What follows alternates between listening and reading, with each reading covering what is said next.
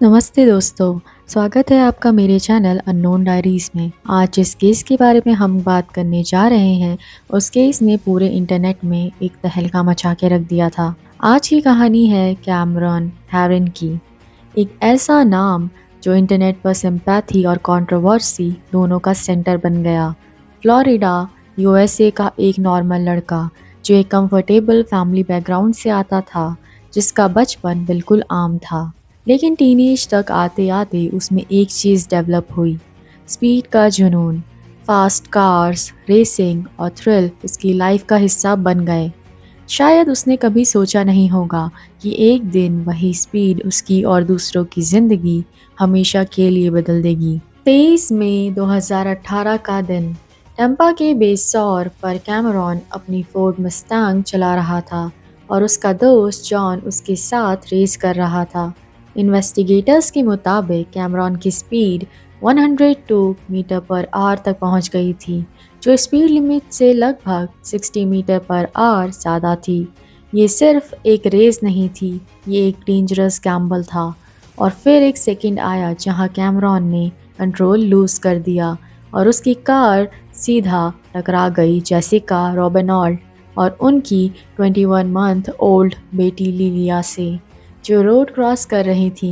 Impact इतना brutal था कि दोनों की स्पॉट पर ही डेथ हो गई। पुलिस ने तुरंत एक्शन लेते हुए कैमरॉन, उसके भाई क्रिश्चियन और जॉन को अरेस्ट कर लिया। इन्वेस्टिगेशन ने क्लियर कर दिया कि ये एक एक्सीडेंट नहीं, बल्कि इलीगल स्ट्रीट रेसिंग का रिजल्ट था। कोर्ट में इनिशियली नॉट गिल्टी प्ली दिया गया, लेकिन एविडेंस बहुत ज़्यादा स्ट्रॉन्ग थे। जॉन को 6 साल की सज़ा मिली, लेकिन कैमरॉन ने एक ओपन प्ली दिया, जिसमें जज फाइनल पनिशमेंट डिसाइड करता है। ये डिसीजन उसके लिए रिस्की साबित हुआ। कोर्टरूम में जब जज क्रिस्टोफर नाश ने अपना वर्डिक्ट सुनाया, तो सब कुछ रुक सा गया। कैमरॉन को 24 साल की जेल की सज़ा सुनाई गई। प्रोसिक्यूटर एंड्रयू वेरन ने कहा कि ये क्राइम 2 जिंदगियां ले गया और कई फैमिलीज को तोड़ दिया। डिफेंस ने आर्ग्यू किया कि कैमरॉन यंग था और उसका इंटेंशन किसी को मारना नहीं था, लेकिन उसकी पास्ट, स्पीडिंग हिस्ट्री और विक्टिम्स के फैमिली के इमोशनल स्टेटमेंट्स ने कोर्ट को स्ट्रिक्ट डिसीजन लेने पर मजबूर कर दिया। कैमरॉन खुद भी वर्डिक्ट सुनकर शॉक में था। जैसे ही सेंटेंसिंग का वीडियो टिकटॉक पर वायरल हुआ, पूरा इंटरनेट डिवाइड हो गया।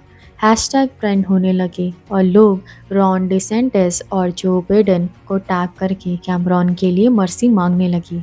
लेकिन एक शॉकिंग रिविलेशन तब आया जब रिसर्चर लोनी हेजन ने बताया कि लगभग 91% अकाउंट्स बोट्स हो सकते हैं। साइबर एक्सपर्ट रॉन सैंडर्स ने एक्सप्लेन किया कि बोट्स किसी भी इशू को आर्टिफिशियली बड़ा बना देते हैं, जिससे लोगों को लगता है कि सपोर्ट बहुत ज़्यादा है। आज कैमरॉन हेरिन जेल में अपनी सज़ा काट रहा है और उसके लॉयर्स उसकी अपील की प्लानिंग कर चुके हैं। लेकिन इस कहानी का सबसे पेनफुल पार्ट ये है कि जेसिका और लिलिया कभी वापस नहीं आएंगे। ये केस हमें एक सिंपल लेकिन पावरफुल लेसन देता है। स्पीड सिर्फ थ्रिल नहीं, रिस्पॉन्सिबिलिटी भी होती है। एक सेकंड का रॉन्ग डिसीजन पूरी ज़िंदगी बदल सकता है। तो आप क्या सोचते हो? क्या ये पनिशमेंट सही है या बहुत ज़्यादा है? आई होप कि आपको ये केस पसंद आया होगा। ऐसे ही केसेस सुनने के लिए मेरे चैनल अननोन डायरीज़ को सपोर्ट करें। इसे सब्सक्राइब, लाइक एंड शेयर करना मत भूलिएगा। धन्यवाद।